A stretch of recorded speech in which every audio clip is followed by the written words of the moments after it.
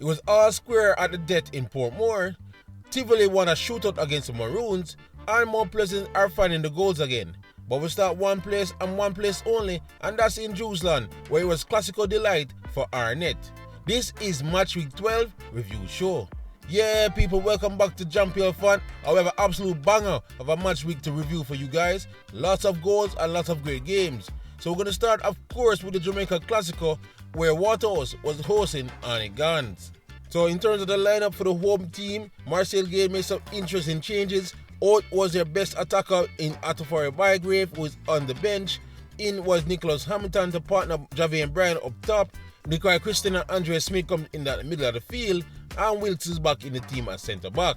While Arnett, they were looking to keep the same team they had with that one last time out, but there was a late scratch in the lineup for their captain, and Marlon Martin had to come out, and Shavani Willis had to step in and see them role. But they were also missing another key figure, as head coach Xavier Gilbert was away in Montego Bay with the Jamaican national team. But when the game kicked off, it seemed that they didn't miss him at all. In fact, Arnett looked more like the home team, as Waterhouse were more tentative on the ball, and Arnett got early control of the possession. So much so that it took the fantastic crowd out of it early on, and Arnett was trying to probe and create some chances. The game had to wait till roughly the 13th minute though for any shot at target when Shepard tested Foster, but the game exploded into life not long after that, and funny enough, it came from a rare Waterhouse attack where they were looking to get into the box, but in the blink of an eye, the ball was placed all the way up the right for the Harbour, who was now off and running, and then look up and saw his leading goal scorer Brown in that box and delivered a delightful ball for the number 9, whose diving header hit into the turf and tested Foster, who had to do some acrobatic save to tip it over the bar. This was early signs of things to come for both Foster and Warner Brown. But there was no stopping this header from the corner. The ball floated in and Jones ghosted in undetected and headed the ball against the post and into the net. It was the centre-back first goal ever in the JPL, and it probably came at the best time ever. It got the junglers dancing and the Firehouse Nation wondering what's going on. They tried to respond quickly. They came up the right hand side and with some good combination play at the top of the Arnett box, Brian trying to float a ball in, but Williams read it well and then looked to counter immediately and looked for Brown up the field, but he found Wilkes, who made an absolute horror show of the clearance, and now saw Warner Brown in and goal till he darted past Foster, and the goal was empty for the taking, but he snatched at his shot and sent it wide. Brown was having one of those days. As you can see here, when he stole the ball again ahead of the defender, streaked in on the left, and when he expected him to open up those hips and tuck it in the far corner, he hit it straight to Foster. But it was really all on it at this point. They were definitely dominating the possession and the attacks at goal. Arnett was next to test Foster and goal with a free kick, but again he hit it a bit too straight, and again it was tipped over the bar.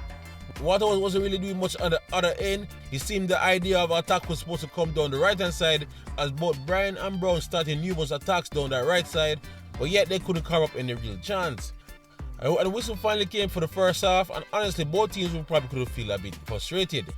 Second half though will mirror a bit of what happened in the first. Again it was Warner Brown versus Kemar Foster show after he got in early again, but again he was denied at the acute angle. Harbour is another man that's in form and was having himself a good game, and again he did well to dance down the right, and before chipping this ball, which seemed to clip off the post, I ended up finding Shea Smith at the back post, who composed himself before lashing up shot over the bar. It was looking one of those classic games where Arnett was failing to take their chances before Waterhouse snagged an unlikely point. But as much as they tried, Waterhouse never really carved out any real dangerous opportunities in that second half. They absolutely dominated after that chance by Smith going down the stretch. At no point I really remembered Williams really making any crucial saves to keep Arnett's lead intact. A lot of that came down to the excellent performance by Joel Jones, who's really having probably this game of his life, and he snuffed off many chances of the Waterhouse. But with the time ticking down and Arnett's chances drying up, there was still a chance for Waterhouse to steal a point at home, and it came down to have a last minute free kick from McGregor, who did well to get it over the wall, but Williams was great enough to get to it and tip it over a corner. That was close as they would come, Waterhouse, because eventually the final whistle blow, and Arnett, despite missing numerous chances to get themselves 2 or 3 goals, did enough to get the 3 points in a hostile environment. So that was the game in terms of the live action, but how was it in terms of the figures? Well, Waterhouse only had 43% possession at home, as Arnett dominated with their 57%. Now this is where things will get disappointing for Firehouse Nation. Waterhouse only managed 6 total shots in the entire game compared to 17 by Arnett, and honestly it almost felt like 15 of those was from Warner Brown. 1 shot on target for Waterhouse the entire game, and I think that's from the free kick at the end, and 6 on target for Arnett, as Warner Brown himself probably had 4 of those. 52 dangerous attack by Waterhouse, as again they were trying to carve up something, but it was just not working up front for them, and Arnett had 55 dangerous attacks. 2 corners for Waterhouse and 4 corners for Arnett. So yeah, another absolutely brilliant performance by Arnett. It was far from complete though, as they spurned too many chances and left Waterhouse in the game. But that defense that was being lauded so much last year and the start of this season is coming good, as that's another clean sheet for the Junglists and another big win on the road against a fellow top 4 team. While Waterhouse, next to probably the game against Cavalier, that was probably one of the worst games they have all season. They were just simply seemed sluggish on the ball from minute 1, and honestly despite that throughout the game, they played like they were the away team. Most likely this was a one-off and they will come strong again. So anyway, once again it finished Waterhouse 0, Arnett 1. Now we'll move on to a team that is chasing down Arnett near the top of the table, and that's of course the powerhouse Mount Pleasant. They're playing their 3rd game in a week after playing just Thursday night, and of course Tapa Whitmore made some interesting changes. Very rare appearances for Kevin Graham in the defense, along with Son Millen, and Fitzroy Cummins was back in the lineup after missing out last weekend. As for Molynes, only the real major change is that after his excellent work in that second half against Racing, Sean Livingston got the start in that lineup to help out Jason Wright. But when the game kicked off, it's going to be very apparent that the defense and the goalkeeper were going to need all the help they could get. It did start slow, as Molynes was hell-bent on making sure that they don't cover up any early goals and was more reserved and compact in their defense, while Mount Pleasant seemed to take their time to figure out what's the best course of action to get themselves a goal. The fans and everybody had to really wait to roughly near the 20th minute before things really kicked into life, and Mount Pleasant was now starting to cover up some chances. But Darren Deney was doing some excellent work to make sure the Molynes keep up their clean sheet. At this point, Devontae Campbell and Daniel Green was running the show, and it seemed that we would finally carve up a chance for goal scoring opportunity, while Campbell was fouled in the box and gave Mount Pleasant a chance where they deserved 1-0 lead. But Green stepped up, beat the keeper, but could not beat the post. Hit the post and the ball fell neatly to 2 Mount Pleasant players in the box, but they got it into each other way, and Molynes was able to escape. Mount Pleasant would come again with some more chances, but again the name would do enough to make sure it would be goose eggs at half time. So frustrated for Mount Pleasant that he didn't take the lead in the first half, and Tapa probably came strong at them at halftime with his one of those speeches, as they came on much more feisty to start the second half. They were now playing a little more tempo in their steps, and eventually they would get the opening goal after a good combination team play after Bailey did some fine work down the left before he picked out Edwards at the top of the D, who calmly slots it in the pigeon nest and gave Mount Pleasant the deserved 1-0 lead. That is the new striker's 4th goal in 4 games, and he definitely feels like a Mount Pleasant man. 1-0, and the onslaught continued from there. Mount Pleasant again would come down the left hand side before the ball eventually fallen, which I honestly thought was a Shaquille Bradford in an offside position, when he tucked it away and gave Mount Pleasant a 2-0 lead. The flag stayed down, and I will say, while I don't have obviously the right angles, it definitely looked like offside from the comfort of my couch. But Mount Pleasant would keep up the pressure and would finally get the 3rd. Youngster Jamari Nola was not in the game, and again they come down the left side before he was able to find the ball across the 6-yard box. And again, Bradford was in the right place at the right time to slot it all and give Mount Pleasant a 3-0 lead, and of course no way back from the lines. There was still time for them to wrap it up, and it came from the forward player. After another penalty, Nicholas Nelson this time took it, and he calmly slotted home to get muted celebrations and get the 4th goal for Mount Pleasant. That would be all she wrote, and Mount Pleasant won comfortably in the end at Drax Hall. So it was a good game from the men from St. Anne. Here's the numbers to back it up. Of course, it's no surprise, Mount Pleasant dominated possession. They are 63% compared to Molynes 37%. They dominate shots in totality. They are 20 overall compared to only 5 from Molynes. Mount Pleasant of course had 11 of those on target and only 2 on target for Molynes. Mount Pleasant had 61 dangerous attacks. They should have far more than that really, and only 46 dangerous attacks from Molynes. 4 corners for Mount Pleasant, 3 corners for Molynes. So yeah, absolute dominant performance by Mount Pleasant. Sure, they started a bit slow as they were probably taking about how compact Molynes were in defense, but once they broke the dam, the goals came flooding in. That's now Mount Pleasant 10 goals in 2 games, and they definitely look at their old selves again going forward. While Molynes, as a valid effort, I guess, they definitely came with a game plan to try to stifle the attack as long as they could and probably try to find something on the counter. But these are not the type of games that will keep them away from relegation. They just have to write it off and go again next week. So once again, it finishes More Pleasant 4, Molynes United 0. So now we move from a game that was totally one-sided to a more competitive contest in the jungle. Chapelton was the home team this time and they welcomed Tivoli Guns to Anthony Sporting Complex. In terms of the lineup for the home team, Chapelton made some interesting changes. Ellis and Williams were again will lead the attack up front, but there was no Malik Stevens as Jamari Howell came in on the flanks. While Tivoli made an interesting change of their own in attack, Justin Dunn was now back on the bench despite his 1 goal last week and was at the return of Arnett and Watson to the team. Now, when the game started, Chapelton have done basically what they have done all season and start the most brighter. They were on the ball first and got the first shot in anger at target. But from there, Tivoli kind of took over that first half. Some good combination played down the right hand side, Frida Fuller in the box, but on the acute angle, you could not get it past Vere. But leading the attack from the right hand side will pay dividend not too long after that. Again, a good ball was floated over to the left hand side by Thomas, and after a good combination play between Fuller and Rose, the ball ended up fall neatly on the half volley for Fuller, who rocketed it home past Vere at the acute angle once again, but this time there was no stopping that shot. I don't think they had to deserve 1-0 lead. Chapelton were eager to get a response. I was now pushing a lot more up in attack, but it also means they were suspect to a counter, and after this corner, Fuller carried the ball all the way up the field and tried to find his strike partner, but Vere got in the way and the ball went for a corner. But they didn't have to worry, because straight from the corner, Chapelton made a meal of the clearance and got it to hit their own post before it fell nearly to the lucky Kevin Wilson, who struck it home and gave Tivoli the deserved 2-0 lead. At this point, Tivoli was absolutely comfortable and was boss of the game, and it seemed there would be no chance for Chapelton to even get 1 goal back. That's until Tivoli, of course being too lackadaisical, get the ball away in their own final third, and Chapelton capitalized when the ball found Levan Williams in the box, and he did well to keep his composure to find that near post and in the back of the net. 2-1, and all of a sudden Chapelton were back into the game. They were now pushing for that equalizer before that first half, but again they left themselves a bit bare on the opposite end, and Tivoli had a massive chance to get themselves back the 2-goal cushion, but Vere did well to tip this one over the bar to keep it close going in the halftime break.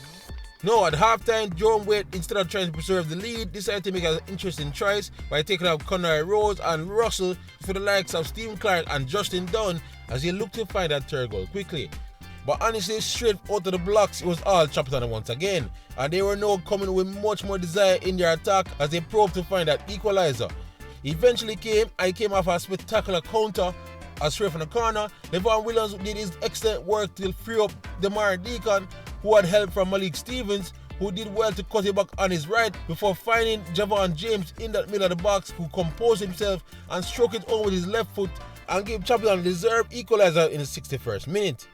Chapelton was not finished with Tivoli just yet. They came again, and this time when Hoyle tried to place a ball across the box, it came off a light deflection. Hard not to do well with his legs to make sure they weren't 3-2 down. At this point, the game was absolutely exhilarating as both teams were going for the winner, which meant that they continuously traded attacks, but chance after chance at both ends were spurned.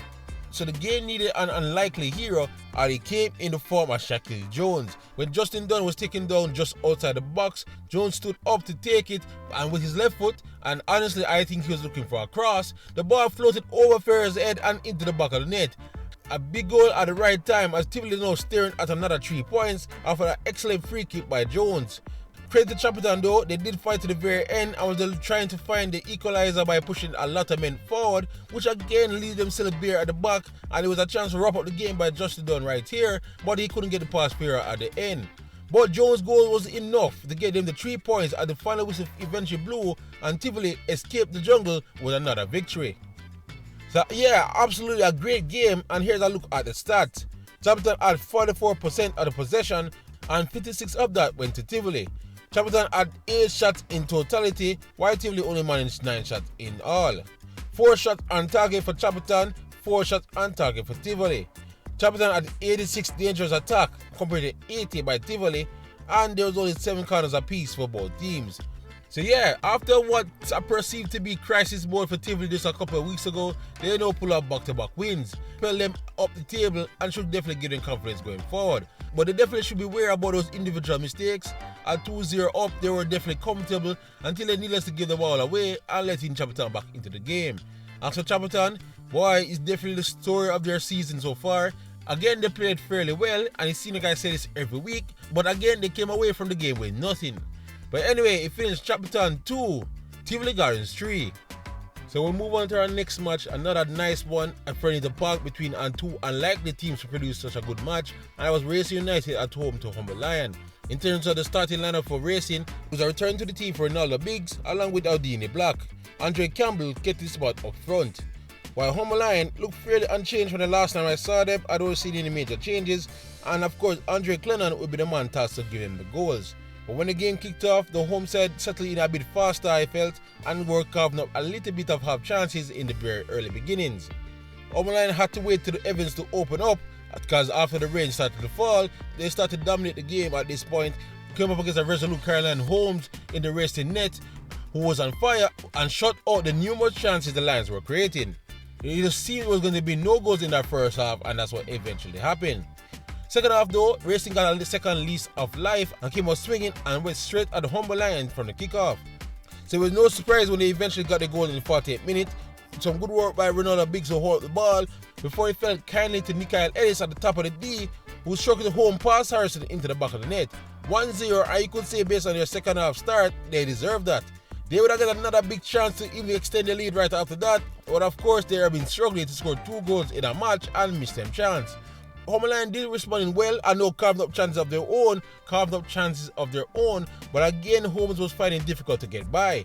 But all they needed was some good composure in the box, and they finally got it after some good build-up play from the right hand side. So the ball landed luckily to Sharp, who took his time to place the ball over Holmes and into the back of the net. It was a good composed finish by Rashane Sharp, and Humble Lion was now back in the game. From here, the game was a ding-dong battle of counter-attacks. Racing was going for it, Humble Lion was going for it. And both teams at points, it seemed they're going to find a winner, but a combination of good defending, post, and good goalkeeping, especially from Holmes, kept the game level at 1-1. Humble Lion especially probably wonder how they didn't finish the game off. They had a 2v1 towards the end of the game, but Holmes again did well to stop both forwards. The game also had a very controversial incident also happening, where Racing was attacking and the ball was looped up in the box right here, and Harrison all alone to himself seemed to have the ball pop out of his hands when they tried to catch it, but the referee decided to blow his whistle and somehow deemed it a foul. I don't know which ghost he's seen, but Humble Lion escaped right there before the end of the game. And that would really be all the action really. Both teams played well towards the end of the game, but they could not beat each other. And the whistle finally blew for a 1-1 draw. So a very ding-dong battle as I stated. How was it in terms of numbers? Well, Racing had 53% of the possession and Humble Lion had 47%. Racing only had 9 total shots in the game, while Humble Lion had 14 total shots in the game, especially towards the end of the first half. Racing had 3 shots on target, while Humble Lion had 7 on target, and I guarantee you 6 of those were snuffed out by Holmes in goal. Racing had 71 dangerous attacks compared to Humble Lion's 84. 4 corners to Racing, 8 corners to Humble Lion. So yeah, a game where both teams really needed the points, but you could say Donovan Duke's men needed the 3 points more. They did try their best, of course, outshooting the home team, but again, goal scoring is becoming a problem. As for Racing, again, they have their own issues in attack. Once again, they were unable to score 2 goals in one match, and I honestly lost for words of what they can do with this going forward. They simply just have to find themselves a prolific number 9 come January. But anyway, it was still an entertaining game, and they finished in Racing 1, Humble Lion 1. But it was still time for another entertaining match in Portmore, as the Portmore derby was happening down the road at Dunbeholden Sports Complex. In terms of the lineup, there was a rare start for youngsters Shattermai Taylor and Malachi Douglas in that starting lineup, while Portmore gave a rare start of their own to the likes of Nicar Gale, and there was a return to the starting lineup for Melvin Doxley. Now, when the game started, of course, Dunbeholden, who should be fully confident playing at their own patch this season, came out swinging and had majority of the possession. They created some chances, but again, they could not really get anything across the line. Roughly in the 15th minute though, Portmore took over the game and started to get attacks of their own. Tariq Ziminis would go on to prove vital in this game, and he got the opening goal in the 90th minute. It wasn't all good news for Portmore though, as influential defender Stephen Young had to come out early with an injury and replaced with Myers. Dunbeholden, for their credit, did respond well and was trying to get a goal to equalize before the half, while Portmore also had some decent chances to extend their lead, but that's how the first half would end at 1-0 to Portmore. Second half, both teams were a bit evenly matched, both teams were going for it, but Portmore, again, some excellent work by Tariq Ziminis, would find the second goal in the game, where he laid it off at the top of the box with Nicoy Gale to power the shot home and give Portmore a 2-0 lead. Dunbeholden, though, again, to their credit, didn't hang their heads low and would come at Portmore again. They were a constant thorn in Portmore's side as they would simply not give up. With the field being a bit waterlogged for the rain, they did change tactics and decided to go more direct, and they played pivotal as the ball was floated in, and Taylor did well to compose himself before getting the shot off and get one back for Dunbeholden. Now all momentum was really on their side, so you could understand their frustration when Portmore was given a penalty soon after. Emilio Russell stood up and was able to slot it home and gave Portmore their third goal of the game, one that they would think that could kill off Dunbeholden for good. But there's been no quitting in this Dunbeholden team ever since Bijan Thomas took over, and they came again. Just 3 minutes later, Shaquem Powell poured one back to cut the deficit down to 1, and then it was all the men in blue after that as they went to find the equalizer. And just when they thought they were going to come up short, some chaos in the box saw the ball float in favour of Siobhan Watkins, who powered the shot home and sent the Dunbeholden fans into rapture. 3-3 in the 94th minute. And that's where the game would end, really. Disappointment for Portmore United as they shared the spoils in the Portmore derby. So it was an exhilarating game. Just look at the figures for this game right now. Dunbeholden had 49% of the possession compared to 51% from Portmore, as it was pretty much even throughout the game. 13 shots for Dunbeholden in the game, 15 in total for Portmore. Again, to show how even they were. 6 on target for Dunbeholden, 6 on target for Portmore. There was absolutely no way of separating these two teams. 61 dangerous attacks for Dunbeholden and 65 dangerous attacks for Portmore. 2 corners to Dunbeholden, 4 to corners to Portmore. So yeah, Portmore might feel a way that despite leading for majority of the game, they coughed up 3 points. As you can see with the stats, the points was rightfully shared. Bijan Thomas would not be happy how his team played for the second part of that first half, but he should be delighted that they did not give up and kept fighting to the very end to get themselves a point out of the derby. And a clear message to any team in the league, once they come here, they will be in for a fight. So once again, it finishes Dunbeholden 3, Portmore United 3. Now on to our final game of the match week, and we definitely saved the worst for last, as Harbour was hosting Vere United. In terms of the starting lineup, despite letting in 6 goals against Tivoli, Vere kept his spot in goal. Priestley, of course, still the captain, and Rose was playing a more advanced role to try help with the likes of Chug and Fagan up top. While Vere saw Shuka Adair back in goal, Kai Butler was surprisingly on the bench for Shacklane Wall. David Juma kept his spot from last game, and Josiah Daniel will point at Romero Thomas up front. No, with both teams picking up 6-0 last week out, it will tell you that the defense is not all that, and you think with the law of averages, this game should have been a 3-3, right? Well, it ended up being a very boring 0-0. Harbour did start the game the most brighter and honestly dominated the majority of that first half. But I only remember one dangerous look at goal for them, and it came from a chunk free kick that went harmlessly wide. Thomas always looked lethal in these last couple games, and again he was the only one to really test Vere in goal. With this shot, well again it wasn't enough to give Vere the lead. The first half will end right after that with not much happening. Second half again Harbour again started the brighter, but again this was honestly all he could muster, this Andre Fagan shot, and there was nothing to worry about from Vere at the opposite end, as Vere seemed to be more resolute to make sure they get at least a point from this game and had no ambitions to go forward. Harbour probe and push as much as they can, but they could not find anything, and then towards the end of the game, a very silly moment saw Vere going down to 10 men and give Harbour one last opportunity to try to play against 10 men and get a goal. But they didn't even carve out any real dangerous opportunity after that, and the game thankfully was finally finished and ended 0-0. So again, with not much goals showing action, but let's look at the stats. Harbour had 60% of the possession compared to Vere United 40. Harbour did carve out 13 total shots in the game and only 5 from Vere United, as Harbour was definitely the one pushing to try to get a goal.